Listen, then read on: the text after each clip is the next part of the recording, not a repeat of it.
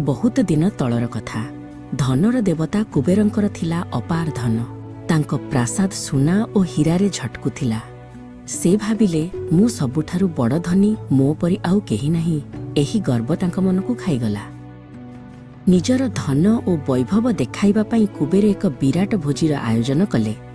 ସେ ସ୍ଥିର କଲେ ଯେ ସେ ସ୍ୱର୍ଗର ସବୁ ଦେବଦେବୀଙ୍କୁ ନିମନ୍ତ୍ରଣ କରିବେ।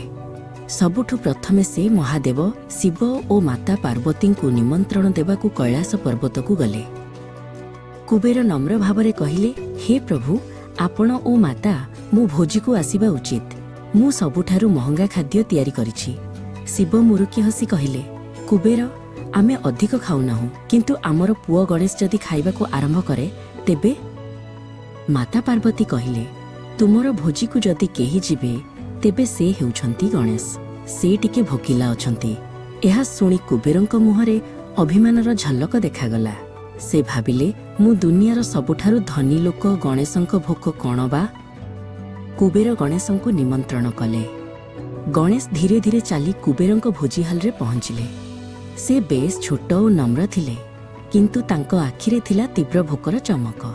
ସମସ୍ତେ ଗଣେଶଙ୍କୁ ଦେଖି ହସିଲେ, କାରଣ ସେ ବେଶ୍ ଛୋଟ ଦେଖାଯାଉଥିଲେ। ଗଣେଶ ଖାଇବା ଆରମ୍ଭ କଲେ। ପ୍ରଥମେ ଗୋଟିଏ ଥାଳି, ତାପରେ 2ଟି, ତାପରେ 50ଟି ଥାଳି। ସେ ଏତେ ଜୋରରେ ଖାଉଥିଲେ ଯେ ତାଙ୍କର ହାତୀମୁଣ୍ଡର କାନ ହଲୁଥିଲା।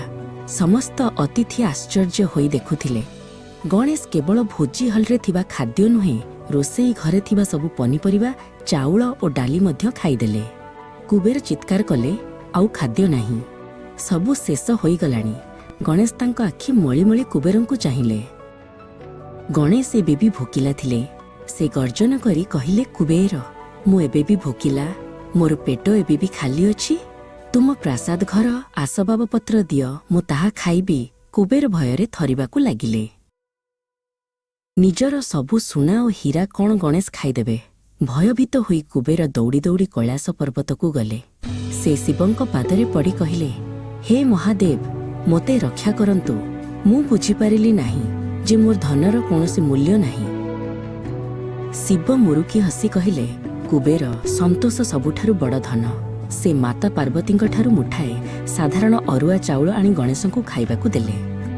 ସେହି ଗୋଟିଏ ମୁଠା ଚାଉଳ ଖାଇବା ପରେ ଗଣେଶଙ୍କର ଭୋକ ଶାନ୍ତ ହେଲା। କୁବେର ବୁଝିଲେ ଯେ ଗର୍ବ ଅନ୍ଧ କରିଦିଏ।